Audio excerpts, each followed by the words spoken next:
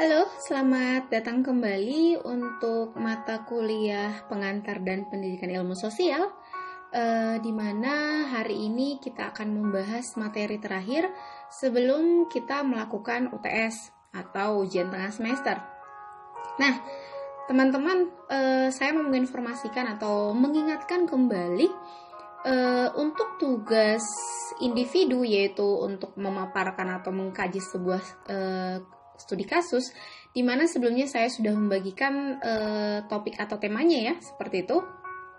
Nah, teman-teman sudah harus segera mengumpulkannya, dan saya kira lebih baik dikumpulkan ke saya langsung saja, atau bagaimana menurut teman-teman? Saran saya sih di pertemuan ini akan saya buat menu untuk pengumpulan PPT-nya, karena teman-teman diminta hanya untuk membuat PPT-nya, supaya nanti teman-teman tidak ada lagi alasan untuk, Bu, saya belum mengerjakan, Bu, saya yang pertama maju, Bu, saya yang terakhir maju, kan masih bisa terakhir gitu. Nggak boleh. Jadi biar kita fair, saya rasa untuk pertemuan hari ini, atau saya buka sampai pertemuan ke-7 nanti, untuk form pengumpulannya saya buka ya. Jadi teman-teman sudah harus segera menyelesaikannya. Ingat, untuk penugasan tersebut teman-teman harus memperhatikan kriteria atau hal-hal apa saja yang saya minta. Misalkan apakah di PPT-nya itu harus memuat data, kemudian usahakan namanya PowerPoint, berarti the power of point, jangan word semua atau full of kata-kata semua, seperti itu ya. Itu hanya sebagai reminder saja buat teman-teman, siapa tahu lupa. Ya saya harap sih tidak lupa ya. Seperti itu. Nah, teman-teman, di sini kita akan membahas tentang interaksi sosial, di mana materi ini merupakan materi yang tentunya masih berkaitan dengan materi-materi yang sebelumnya yang sudah kita bahas bersama. Namun di sini kita akan memperdalam lagi mengenai bagaimana interaksi sosial tersebut.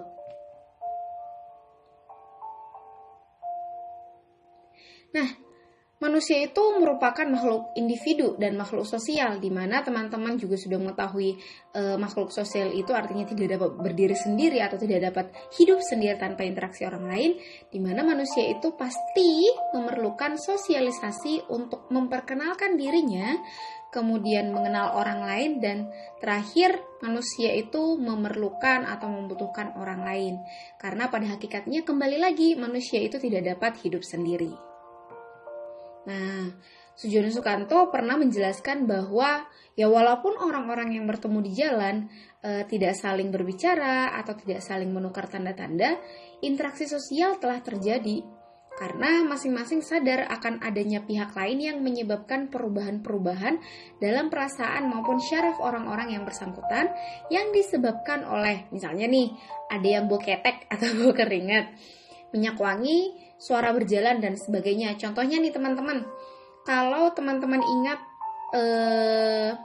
ujian nih, misalkan ujian di SMA dulu, ketika ujian teman-teman tidak berkomunikasi secara langsung, tetapi berinteraksi dalam artian mendengarkan bunyi kertas di balik, atau teman-teman cowok biasanya habis olahraga keringetan, terus ditambah lagi dia ada di bawah AC, waduh, bau keteknya itu kemana-mana, seperti itu. Atau teman-teman di sini ada yang pernah naik komuter lain atau KRL, di mana biasanya di dalam kereta itu memang tidak secara langsung ada komunikasi, tetapi pasti ada interaksi yang menyebabkan ada reaksi di penumpang ataupun orang-orang yang di dalam KRL tersebut. Nah, Erving Goffman juga menambahkan bahwa dalam hal interaksi walaupun tidak secara langsung tadi, itu sebenarnya sudah terjadi civil inattention, yang artinya ketidakpedulian damai atau ketidakpedulian yang sopan. Artinya gak peduli, tetapi bukan dalam artian gak peduli kecuekan kalian ketika lagi ngambek, bukan itu maksudnya ya. Nah, jadi sebenarnya berbeda dengan mengabaikan. karena masing-masing individu itu sadar akan kehadiran orang lain, tetapi menghindari gerak atau bahasa tubuh yang mungkin dianggap mengganggu. Apalagi di KRL ya, di KRL itu diusahakan tidak berbicara atau tidak makan atau tidak melakukan hal-hal yang biasanya dilakukan di luar, tetapi umumnya akan melakukan gerakan tubuh. Mungkin misalkan kalau teman-teman lagi ramean atau 2-3 orang, yang satu orang lagi duduk, yang lainnya itu berdiri seperti itu karena tidak ada tempat duduk lagi. Mungkin ketika sampai di stasiun tujuan salah satu dari teman kalian tidak akan berbicara, "Coy, gue duluan ya." Gak bakalan mungkin seperti itu karena ada etika tadi, tidak lebih kepada mengurangi interaksi di dalam, tapi biasanya hanya melambaikan atau menggunakan isyarat tubuh seperti itu. Namun yang dijelaskan oleh Surjono Sukanto tadi itu tidak serta-merta kalian mengenal satu sama lain ya. Bisa saja kalian di KRL tersebut mencium parfum salah satu penumpang lain, atau ketika teman-teman duduk di kursi prioritas kemudian ada orang tua yang masuk, kalian hanya menganggukkan atau berdiri tanpa melihat orang yang masuk tersebut. Itu juga sudah merupakan salah satu interaksi menurut Surjono Sukanto. Nah, sebenarnya apa sih dari penjelasan tadi, ada yang secara langsung dan tidak langsung? Apa sih sebenarnya interaksi sosial itu?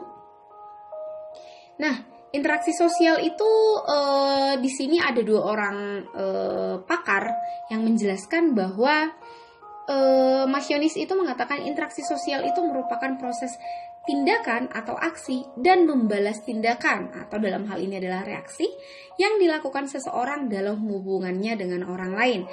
Jadi yang harus digarisbawahi menurut Marcionis ini, interaksi sosial itu adalah adanya aksi dan adanya reaksi, adanya tindakan dan adanya respon, seperti itu. Atau ya bisa dibalik juga. Nah, kemudian Selznick ini menyebutkan bahwasanya interaksi sosial itu merupakan sebuah proses bertindak yang dilandasi oleh kesadaran adanya orang lain dan proses menyesuaikan respon atau tindakan balasan sesuai dengan tindakan orang lain. Jadi maksudnya di sini yang harus digarisbawahi itu adalah adanya kesadaran akan orang lain, seperti itu. Nah, jadi ini ya yang harus diperhatikan antara Marcionis dan Bloom tadi, adanya aksi dan juga reaksi, sedangkan Bloom tadi menjelaskan adanya kesadaran bahwasanya ada tindakan orang lain atau ada keberadaan orang lain di sekitarnya. Nah, kemudian untuk proses terjadinya interaksi sosial itu ada 6. Yang pertama itu adalah interaksi sosial terjadi karena adanya 2 pihak yang saling kontak dan melakukan komunikasi. Berarti lebih dari satu, tidak boleh sendiri. Interaksi sosial namanya sosial, berarti society, masyarakat, atau lebih dari 1 orang.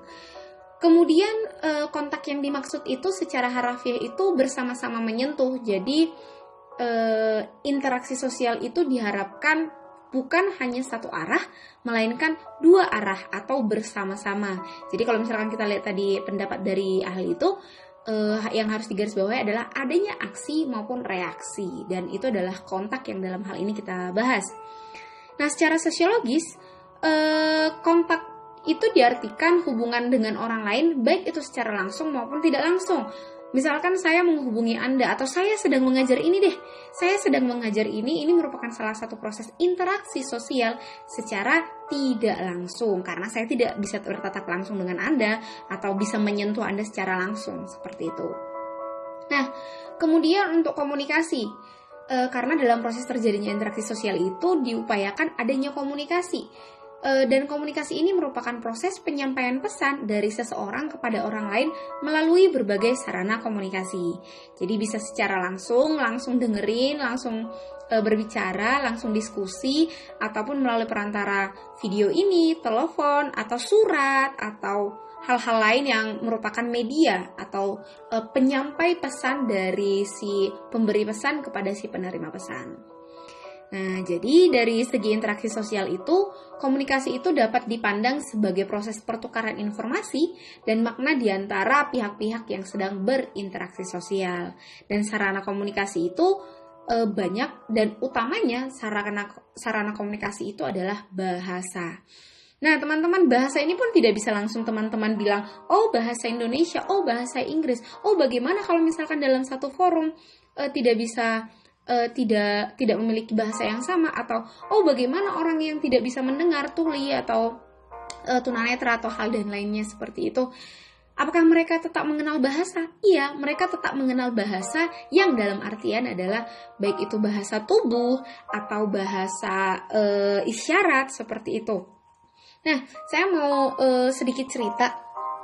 2018 lalu saya merupakan salah satu volunteer dalam penyuksesan Asian Games dan saya bertanggung jawab untuk mengasisteni negara Mongolia ketika itu.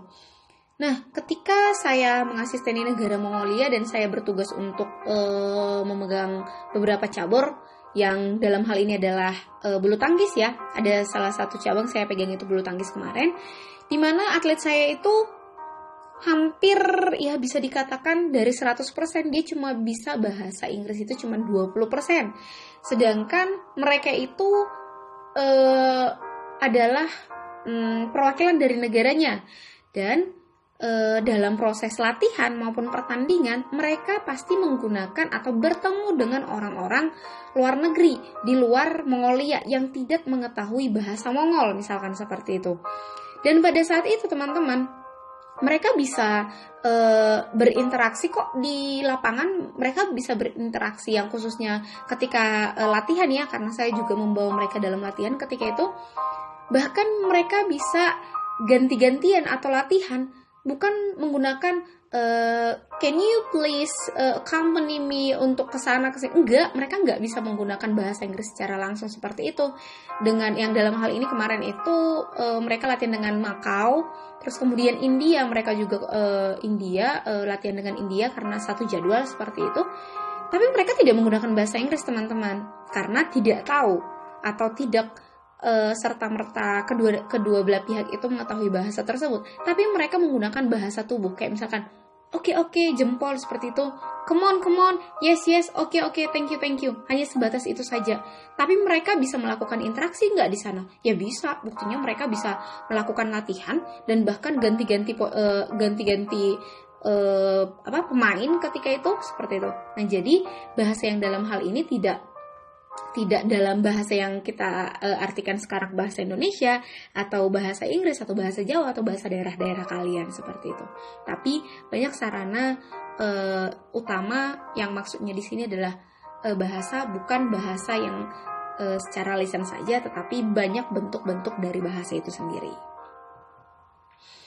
Nah, kemudian bentuk-bentuk interaksi sosial itu di sini ada 3 pakar juga, Gilin dan Giling sih sebenarnya, di mana Gilin itu menjelaskan ada 2 bentuk interaksi sosial. Yang pertama itu adalah proses asosiatif dan disasosiatif. Kemudian Kimball yang itu mengatakan adanya oposisi, kerjasama, dan diferensiasi. Dan yang terakhir, Tamotsu itu menjelaskan ada 5 bentuk interaksi sosial itu, ada akomodasi, ekspresi, interaksi, strategis, pengembangan perilaku dan pengembangan perilaku manusia. Nah, dari ketiga pakar ini sebenarnya sudah saya jabarkan yang kurang lebih mencakup ketiga hal yang disebutkan oleh pakar dalam bentuk-bentuk interaksi sosial. Nah, yang pertama proses asosiatif. Proses asosiatif itu sebenarnya apa sih? Sering sekali mungkin teman-teman mendengarkan asosiatif gitu. Nah, proses asosiatif itu adalah proses yang merupakan penggabungan antara 2 objek atau tanggapan indrawi. Nah, di mana proses penggabungan itu dapat diuraikan menjadi 4 bentuk. Yang pertama dalam bentuk kerjasama atau cooperation, kemudian akomodasi, mengakomodasikan, kemudian itu asimilasi, dan yang terakhir adalah akulturasi. Tenang, mungkin ada yang bilang, Bu, kerjasama itu bagaimana bentukannya? Akomodasi itu apa? Asimilasi apalagi? Ini apalagi akulturasi? Nih, mungkin ada beberapa pikiran seperti itu. Tenang, akan saya jelaskan satu persatu. Kerjasama. Ya, kerjasama sudah teman-teman lakukan hampir di setiap saat. Baik itu kerjasama membersihkan rumah, kerjasama mengerjakan tugas walaupun sama-sama kerja, ketika ujian gitu. Ya sebenarnya judulnya sih sama-sama kerja, bukan kerja sama gitu ya. Kemudian tugas kelompok ya, walaupun satu orang menggarap yang lainnya makan pop mie misalkan seperti itu ya, tapi dalam hal ini kerjasama itu dapat diartikan sebagai kemampuan seseorang untuk bekerja bersama-sama dengan orang lain atau secara kelompok dalam rangka menyelesaikan sebuah tugas atau kegiatan yang ditentukan sehingga mencapai daya guna yang sebesar-besarnya. Nah, kerjasama ini sebenarnya bisa muncul karena adanya orientasi perorangan terhadap kelompoknya sendiri atau kelompok orang lain. Nah, dalam proses sosial ini terbentuknya kerjasama secara tidak sengaja akan menimbulkan konflik sosial yang bersifat positif maupun negatif. Untuk pengertian konflik dan juga hal-halnya juga sudah kita bahas 2 pertemuan lalu mungkin kalau teman-teman masih ingat. Nah, munculnya konflik yang bersifat negatif ini di dalam masyarakat dapat membuat solidaritas sosial dalam kelompok itu menjadi rusak karena terjadinya perpecahan.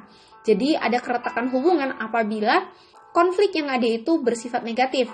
Tapi apabila konflik itu bersifat positif, maka justru konflik itu bisa mempererat atau memperkuat jalinan dan solidaritas sosial di kelompok ataupun di dalam masyarakat itu dengan kelompok luar. Yang kalau teman-teman masih ingat kemarin pembahasan yang kita bahas itu masalah in group dan out group, yang ada debat antara PPKN dengan PGSD walaupun ada yang sama-sama suku. Mungkin kalau teman-teman masih ingat contoh yang kita bahas kemarin. Nah, itu yang bisa dilihat konflik yang negatif maupun konflik yang positif. Nah, agar kehidupan manusia itu bisa lebih ringan gitu dari permasalahan atau pekerjaan, maka diperlukanlah sebuah kerjasama. Ya, contohnya itu adalah kerjasama yang bersifat positif itu, ya misalnya kerukunan, tawar-menawar, kooptasi, koalisi, join, atau venture. Ya, kalau teman-teman tawar-menawar juga merupakan salah satu produk kerjasama ya teman-teman. Misalkan tawar-menawar di pasar mungkin seperti itu, ya itu juga merupakan salah satu kerjasama. Kalau Anda menawar tapi tidak dijawab dengan baik, ya pada akhirnya produk mungkin tidak akan laku. Mungkin seperti itu, ya. Nah, kemudian untuk akomodasi. Akomodasi itu merupakan persediaan atau penyediaan tempat kediaman dan fasilitas yang dibutuhkan oleh seseorang atau kelompok untuk memenuhi kebutuhan, penyesuaian diri dengan alam, serta penyelesaian perselisihan. Nah, di sini persediaan atau penyediaan tempat itu misalkan teman-teman kalau lagi dalam satu organisasi sering banget ya, ini akomodasi di mana nih? Gimana nih gitu. Biasanya itu akan membahas tentang persediaan atau penyediaan tempat. Nah, akomodasi itu sebenarnya dapat digunakan dalam 2 kebutuhan. Yang pertama itu adalah akomodasi sebagai sebuah keadaan, dan yang kedua itu adalah sebagai proses. Untuk akomodasi sebagai proses itu merupakan usaha manusia untuk meredakan pertentangan dan mencapai kestabilan. Ya, sedangkan akomodasi dalam keadaan itu ya kenyataan adanya keseimbangan kehidupan dalam bermasyarakat. Nah, akomodasi itu sendiri memiliki manfaat, teman-teman. Yang pertama itu meredakan pertentangan orang perorangan atau kelompok akibat perbedaan pendapat atau selisih paham. Kemudian mencegah meledaknya pertentangan atau ungkapan emosional untuk sementara waktu.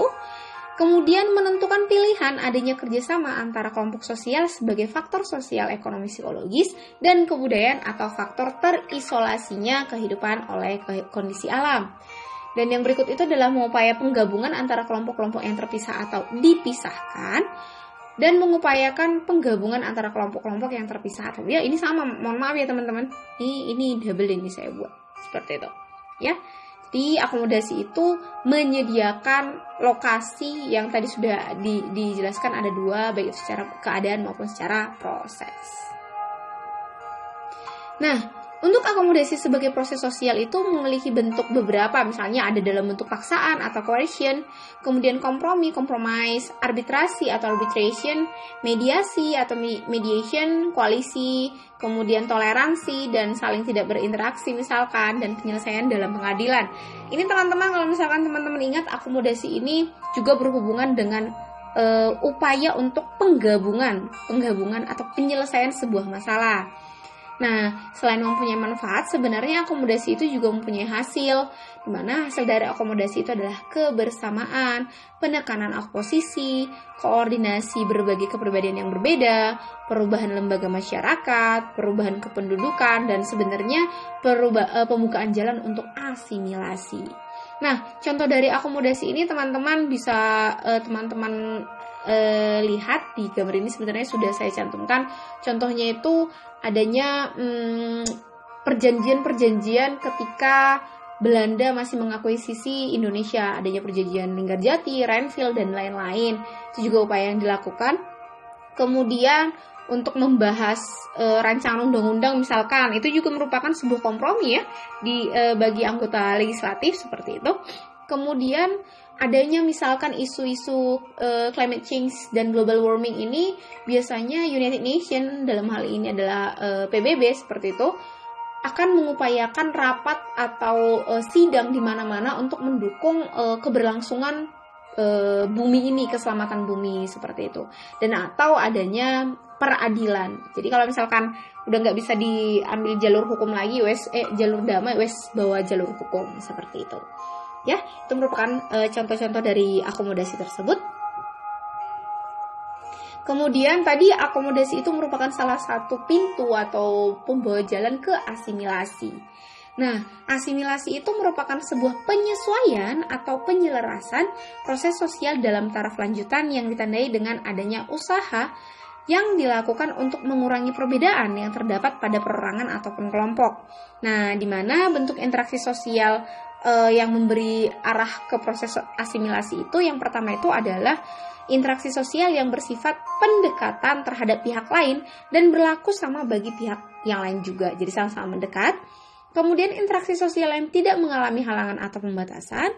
Proses asimilasi bisa dipercepat apabila interaksi sosial bersifat langsung dan primer. Makanya kalau misalkan teman-teman berantem di WA, itu biasanya akan berbeda kalau misalkan teman-teman menyelesaikan itu, misalkan kan ada yang Slack, kayak misalkan saya membaca chat dari Anda itu dalam kondisi psikologi saya yang sedang habis marah atau habis capek atau kelelahan dan lain-lain, tapi saya membaca pesan Anda itu karena tidak secara langsung Anda menyampaikan, mungkin saya akan emosi seperti itu. Atau teman-teman yang pacaran deh, gak usah jauh-jauh, kalau teman-teman pacaran moodnya lagi rusak di chat, padahal maksudnya misalnya ya udah makan gih gitu, makan gih sana gitu, itu maksudnya halus.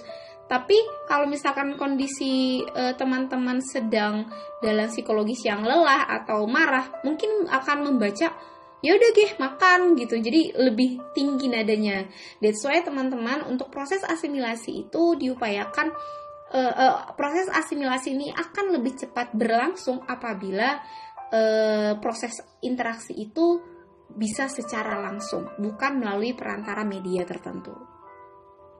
Nah, untuk frekuensi interaksi sosial yang tinggi dan adanya keseimbangan antara pola-pola asimilasi yang sudah dilakukan. Nah, ini untuk interaksi sosial yang bisa memberikan arah ke hal yang penyelarasan ataupun penyesuaian tadi. Nah, di sini ada dua hal yang menjelaskan faktor pendorong dan faktor penghambat asimilasi, di mana faktor pendorongnya itu adalah tingkat toleransi seseorang. Ya tentunya kalau misalkan semakin tinggi toleransi, maka akan semakin cepat penyelarasan atau penyesuaian yang akan dilakukan. Kemudian adanya kesempatan berimbang ekonomi antara individu dengan kelompok, sikap menghargai kehadiran orang asing beserta kebudayaannya, kemudian sikap terbuka yang dimiliki oleh golongan yang berkuasa dalam masyarakat, memiliki persamaan historis dan perkembangan unsur-unsur kebudayaan, perkawinan campuran antar kelompok yang berbeda, kedatangan musuh dari luar yang dipandang mengganggu keberlangsungan hidup bersama. Nah, faktor pendorong asimilasi ini artinya adalah faktor yang mempercepat integrasi, mempercepat penyatuan tersebut. Ya walaupun berbeda-beda, misalkan di Indonesia kalau misalkan tingkat toleransinya tinggi, kemudian ekonominya seimbang, karena ya seperti kalau teman-teman masih ingat, kita udah belajar pembelajaran nggak sih? Mungkin belum ya? Atau sudah? Saya lupa. Oh belum ya, belum. Dimana dalam teori Maslow ada yang mengatakan human needs theory atau kebutuhan dasar manusia. Untuk kebutuhan dasar manusia itu basic hal yang paling dasar itu adalah tentang perut atau ekonomi lah dalam hal ini. Jadi kalau semisal ekonomi itu sudah tercapai atau sudah stabil, maka untuk pemahaman itu juga sebenarnya akan semakin cepat. Lihat di teman-teman daerah-daerah yang berkonflik itu biasanya adalah daerah-daerah yang tingkat ekonominya itu adalah rendah, gitu ya. Kemudian juga Indonesia ya walaupun kita berbeda-beda dari Sabang sampai Merauke dan sampai kapanpun kita selalu banyak perbedaan, tapi kalau misalkan kita lihat secara historis kita memiliki persamaan historis, misalnya sama-sama dijajah sama bangsa-bangsa lain seperti itu. Kemudian untuk perkawinan campuran juga, dan adanya musuh dari luar yang sama-sama Indonesia bersatu. Ketika teman-teman masih ingat pelajaran sebelumnya waktu mata kuliah Pancasila mungkin atau pelajaran SMA, di mana Indonesia sama-sama bersatu untuk mengusir penjajahan tersebut gitu. Itu yang untuk faktor pendorong asimilasi. Nah, untuk penghambatnya ya tentunya negasi dari pendorong tadi. Contohnya terisolasinya golongan tertentu dalam kehidupan masyarakat. Kemudian kurangnya pengetahuan kebudayaan yang dimiliki oleh kelompok sosial, adanya perasaan takut terhadap suatu kekuatan kebudayaan yang dihadapi, kemudian adanya perasaan bahwa budaya yang dimiliki oleh, typo saya banyak ya, dimiliki oleh golongan atau kelompok lain itu lebih unggul dibanding dengan kebudayaan yang dimilikinya. Kemudian adanya perbedaan warna kulit, ciri fisik yang merupakan dikarenakan latar belakang induk bangsa dan yang berbeda. Kemudian adanya perasaan mengelompok atau menutup diri yang sangat kuat, adanya gangguan dari golongan mayoritas terhadap golongan minoritas, dan munculnya perbedaan kepentingan dan pertentangan pribadi. Jadi sebenarnya secara garis besar bisa dilihat dalam faktor pendorong maupun faktor penghambat ini, yang paling kontras adalah yang sering sekali dialami dalam kehidupan bermasyarakat ini adalah faktor penghambat asimilasi. Karena apa? Munculnya egosentris, munculnya keinginan-keinginan untuk superior seperti itu. Makanya muncul intimidasi dari kelompok mayoritas, ataupun adanya yang menganggap budaya kami yang lebih tinggi, atau ini adalah keturunan ini yang intinya bibit unggul sedangkan ini tidak, kemudian dipermasalahkan. Harusnya, apalagi teman-teman yang dari Papua, Papua itu kalau misalkan dilihat dari segi ini bukan masuk bagian dari Indonesia. Karena apa? Secara etnis ataupun secara ras, Papua itu masuk dari MSG atau Melanesia something, bukan MSG micin ya. MSG itu adalah sebutan bagi daerah-daerah Papua ke arah timur. Jadi masuk negara Papua Nugini, kemudian ya negara-negara yang ke arah Papua Nugini sana lah gitu. Jadi itu bukan masuk dari rasnya Indonesia seperti itu. Lah, orang yang bilang itu nggak lihat apa rasnya Indonesia macam-macam. Ada dari Batak, ada dari Minang, ada dari ini Melayu, Sunda, Jawa, macam-macam. Belum lagi timur, dari Ambon, NTT, NTB, masuk lagi Sulawesi, masuk lagi banyak kayak. Jadi kalau misal ada yang bilang bukan bagian dari Indonesia, ya lantas ras Indonesia itu apa gitu, banyak loh. Jadi nggak bisa dikatakan itu bukan bagian dari Indonesia ya, karena memang Indonesia itu beragam, gak ada yang homogen tetapi heterogen gitu ya. Dan inilah menjadi salah satu penghambat dalam proses penyelarasan atau penyatuan tadi, integrasi tadi. Nah, berikutnya adalah akulturasi atau acculturation, di mana akulturasi itu merupakan fenomena yang timbul sebagai akibat pertemuan atau kontak budaya secara langsung dan terus-menerus antara kelompok manusia yang memiliki kebudayaan berbeda, namun tidak menghilangkan ciri atau sifat asli dari masing-masing kebudayaan. Nah, contohnya nih, bangunan candi di Indonesia kan banyak banget ya, apalagi di Jawa ini sih, di Pulau Jawa banyak banget sih candi-candi. Teman-teman yang dari luar Jawa mungkin ada di sini, atau teman-teman yang belum pernah jenjalan sejarah gitu. Jenjalan sejarah maksudnya ya jalan-jalan, jangan cuman di tempat kafe-kafe nongki gitu loh. Sesekali main ke museum, kadang-kadang juga main ya tempat-tempat. Jawa itu merupakan salah satu wilayah bersejarah gitu, banyak sekali yang bisa dikunjungin. Nah, dalam hal ini akulturasi yang katanya tadi pertemuan atau kontak budaya yang secara langsung dan terus-menerus. Contohnya ini bisa dilihat dari bangunan candi di Indonesia, misalnya Candi Prambanan yang ada di Jogja ya. Di Jogja. Nah, di mana bangunannya itu berbentuk punden, berundak, dan relief-reliefnya itu mengangkat kisah Ramayana. Jadi sebenarnya bisa disimpulkan bahwa Indonesia itu mendapat pengaruh dari negara lain yang dalam hal ini adalah India, Thailand, dan juga Kamboja. Ya meskipun demikian, suasana yang digambarkan pada relief tersebut masih menggambarkan suasana alam Indonesia yang indah dan asri, sehingga masih mencerminkan ciri khas dari Indonesia. Jadi tidak serta-merta itu adalah candi yang candi yang ada di Kamboja. Kamboja ya? Kamboja apa Thailand sih yang disebut sebagai negara 1000 candi? Lupa saya. Thailand atau Kamboja? Lupa. Nah, kemudian teman-teman, contoh lain itu adalah Tari Geska.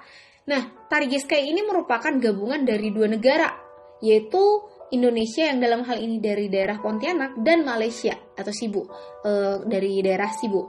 Nah, itu kan pergabungan antara dua negara nih teman-teman, dua budaya. Nah, pertanyaannya itu adalah untuk Tari Geska itu sebenarnya milik siapa gitu loh. Tari Geska ini punya siapa gitu ya. Jadi silakan teman-teman diskusikan nanti di forum diskusi, Tari Geska itu punya siapa, miliknya siapa. Silakan teman-teman berdiskusi. Nih tariannya. Oke, kemudian untuk proses sosial nih teman-teman. Tadi interaksi sosial, sekarang kita akan bahas tentang proses dari interaksi sosial itu sendiri. Nah, proses sosial itu merupakan cara berhubungan yang dapat dilihat apabila orang-orang dan kelompok manusia itu saling bertemu dan menentukan sistem. Di mana bentuk hubungan tersebut atau apa yang akan terjadi apabila ada perubahan-perubahan yang menyebabkan goyahnya cara-cara hidup yang telah ada. Jadi, proses sosial itu bisa diartikan sebagai pengaruh timbal balik antara berbagai segi kehidupan bersama. Nah, di sini kan kita berangkat dari masyarakat nih. Masyarakat itu dibagi atas dua hal, yaitu bisa dilihat dari segi struktur dan juga dari segi fungsi. Di mana dari segi struktur masyarakat itu adalah statis atau tidak berkembang ya, strukturnya gitu-gitu aja. Tetapi fungsi masyarakat itu pasti dinamis atau pasti berubah seperti itu. Nah, jadi dari hal ini bisa dilihat bahwasanya dari masyarakat itu sendiri ada yang namanya kelompok-kelompok sosial, kebudayaan, lembaga sosial, stratifikasi sosial, kekuatan dan juga kaedah-kaedah ataupun norma sosial. Nah, apa yang menyebabkan terwujudnya segi dinamika? Nah, hal ini dikarenakan perubahan dan perkembangan di dalam masyarakat itu sendiri, gitu ya. Jadi intinya apabila dilihat dari segi struktur masyarakat itu, maka itu bersifat statis atau ya tetap tidak bergerak. Sedangkan untuk fungsi masyarakat yang dari segi fungsi itu, masyarakat itu adalah dinamis ataupun bergerak ataupun berubah. Nah, faktor-faktor sebagai dasar berlangsungnya sebuah proses interaksi ini di sini ada saya ambil 4. Yang pertama itu faktor imitasi, sugesti, identifikasi, dan simpati. Simpati bukan kartu Telkomsel ya, bukan. Oke, faktor imitasi. Imitasi sering banget ya, gelangnya gelang imitasi, gitu. Berarti tiruan, gitu ya. Jadi dari faktor imitasi ini merupakan sebuah situasi di mana individu itu memiliki sifat kecenderungan untuk melakukan seperti apa yang dilakukan oleh orang lain. Di mana faktor-faktor penyebab terjadinya imitasi ini atau tiruan ini ada 2. Yang pertama itu adalah terdapat minat terhadap hal-hal yang akan ditiru dan kemudian menimbulkan perhatian besar. Dan yang berikutnya itu adalah ada anggapan bahwa hal-hal yang diminati adalah sebuah nilai yang berharga dan berguna untuk dirinya. Contohnya nih teman-teman, gaya-gaya K-pop deh. Mungkin teman-teman melihat dance yang dilakukan itu cukup menarik, cukup menyenangkan, dan pada akhirnya teman-teman menganggap itu hal yang baik untuk Anda. Atau misalkan teman-teman melakukan imitasi dengan apa ya, sinetron Indonesia mungkin atau TikTok misalkan seperti itu ya, hal itu terjadi karena adanya perhatian Anda, dan juga Anda menganggap bahwasanya hal itu berdampak besar atau berpengaruh besar bagi Anda gitu. Jadi pada akhirnya teman-teman mengimitasi atau meniru. Kemudian faktor sugesti, di mana faktor sugesti ini ya teman-teman mungkin sering mendengar Deddy Corbuzier misalkan dulu sebelum menjadi podcastnya Tenar hari ini. Dulu kan dia salah satu magician ya. Jadi sugesti itu sering sekali disebutkan. Nah, sugesti itu adalah proses mempengaruhi dari individu terhadap individu lain sehingga ia dapat menerima norma ataupun pedoman tingkah laku tertentu tanpa melalui pertimbangan terlebih dahulu. Sugesti itu biasanya secara langsung diterima atau secara mentah-mentah gitulah. Dan untuk elemen yang menyebabkan terjadinya sugesti itu adalah yang pertama faktor hambatan daya kemampuan berpikir, daya pikir yang terpecah-pecah, penggunaan kewibawaan, dan pengukuhan keyakinan diri dan mayoritas. Biasanya sugesti ini di bawah alam sadar sih harusnya, karena secara mentah-mentah ditelan. Karena manusia itu biasanya untuk memilih baju aja dia harus melakukan pertimbangan. Misalnya pengen baju warna merah atau warna putih ya, mau lengan panjang atau lengan pendek ya, mau celana jeans apa celana kulot ya, misalkan seperti itu. Biasanya akan ada sebuah proses untuk mempertimbangkan. Tapi proses sugesti ini biasanya diberikan oleh orang-orang tertentu. Udah pilih ini aja. Misalnya teman-teman ketika melakukan pencoblosan di hari pemilu, orang tua kalian akan langsung bilang, udah pilih nomor 2 ya, itu kakeknya apa atau tetangganya atau teman SMA mama gitu. Kalian tanpa berpikir panjang, siap bos, laksanakan gitu. Jadi teman-teman langsung coblos gitu. Itu merupakan salah satu faktor sugesti karena kalian menganggap ya yang entah pemikiran kalian gak peduli dengan siapa yang terpilih. Atau yang kedua, kalau teman-teman masih ingat proses pemilihan umum tahun 2019 lalu, ada salah satu tokoh agama yang mengatakan, oke, pilihlah pasangan nomor 1, walaupun tidak secara langsung. Tapi para pengikut tokoh agama tersebut melakukan hal yang sama. Karena apa? Si pengikut tersebut melihat sosok tersebut sangat berwibawa dan dianggap itu sudah benar, seperti itu. Dan yang berikutnya adalah, oke, kalian misalkan ada voting nih di kelas. Oke, kita melakukan voting, yang satu kita ganti kelas, yang satu lagi tetap dalam jadwal gitu. Sedangkan untuk sedangkan yang menang adalah ganti kelas.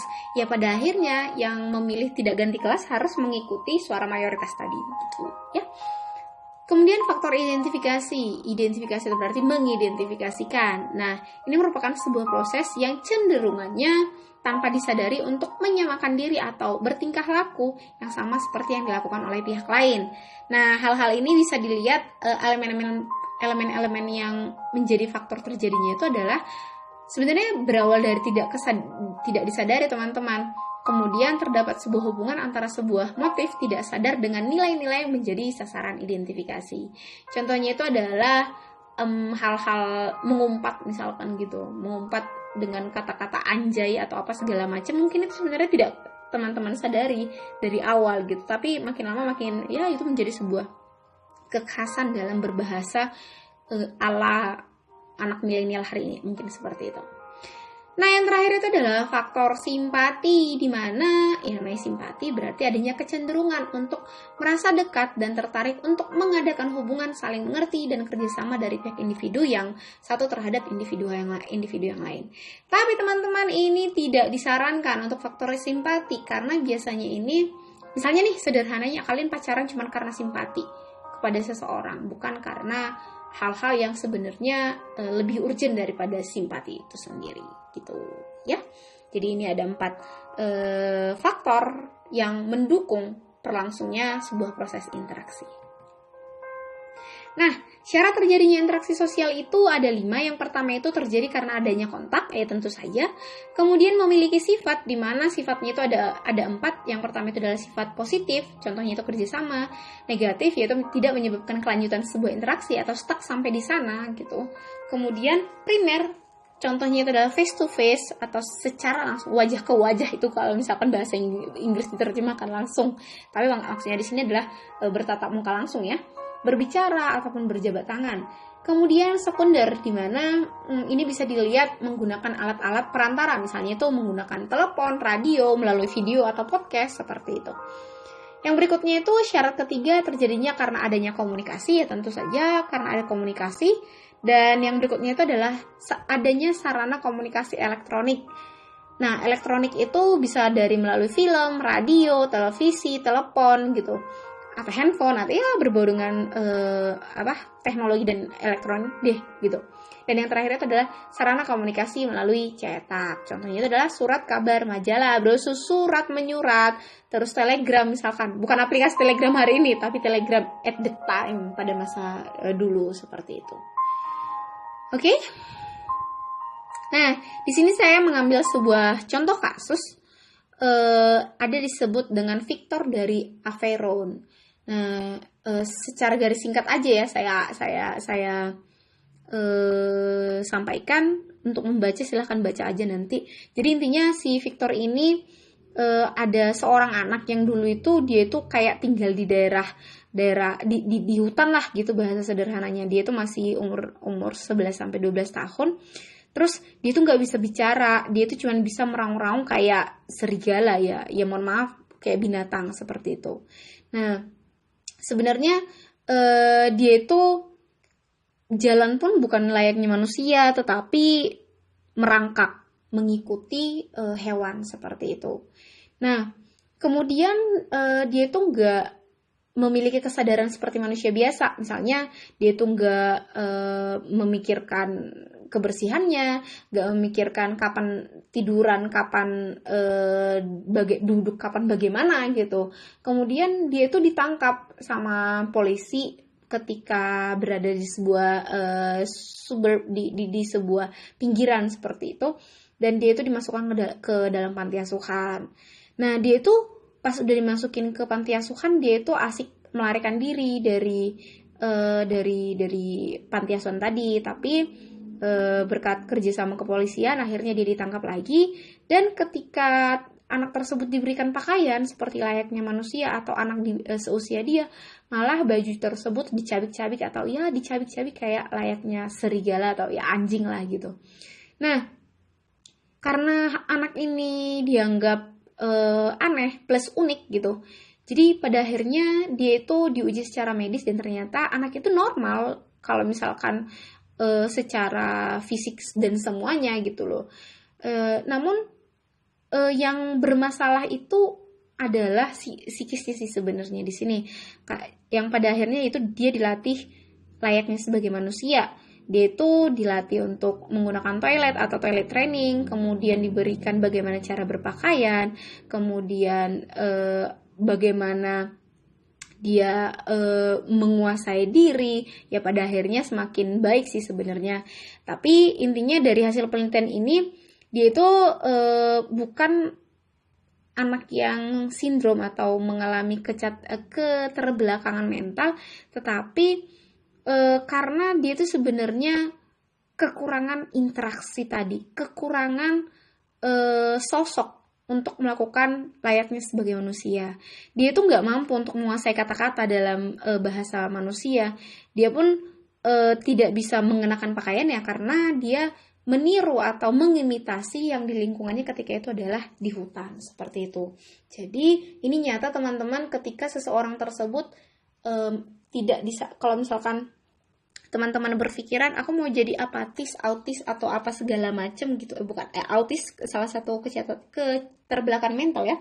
Maksudnya di sini adalah pengen apatis dari lingkungan, itu juga sangat berbahaya teman-teman, karena pada akhirnya itu akan mempengaruhi psikologis dan tindakan Anda seperti itu. Seperti Victor tadi, yang dimana lingkungan dia, sosok yang dilihat itu adalah hewan-hewan, kemudian lingkungannya juga tidak mengajarkan dia bahwa dia adalah sebagai manusia, ya pada akhirnya dia mengalami perubahan dalam dirinya dan dia diajarkan untuk berinteraksi layaknya manusia. Jadi teman-teman, kalau misalkan kalian punya adik, punya anak-anak, kalau teman-teman sering baca-baca, untuk mendongengi anak atau mengajak berbicara sejak dini itu merupakan sebuah stimulus untuk membentuk perkembangan sosial si anak, seperti itu ya. Oke teman-teman, saya rasa untuk materi hari ini sampai di sini. Untuk interaksi sosial, semoga materi hari ini bermanfaat tentunya, seperti itu. Dan minggu depan kita akan melakukan ujian. Ingat ujiannya jangan buka source apapun ya, jangan buka buku apa segala macam, namanya juga ujian, berarti menguji kemampuan teman-teman udah sampai mana gitu ya, sudah sejauh mana gitu. Oke teman-teman, sampai di sini pertemuan kita. Semoga materi hari ini bermanfaat dan apabila ada pertanyaan silahkan diskusi di kolom diskusi. Dan ingat, untuk pertanyaan yang tadi yang sudah sampaikan silahkan didiskusikan. Sampai di sini materi hari ini. Terima kasih, selamat siang. Halo, selamat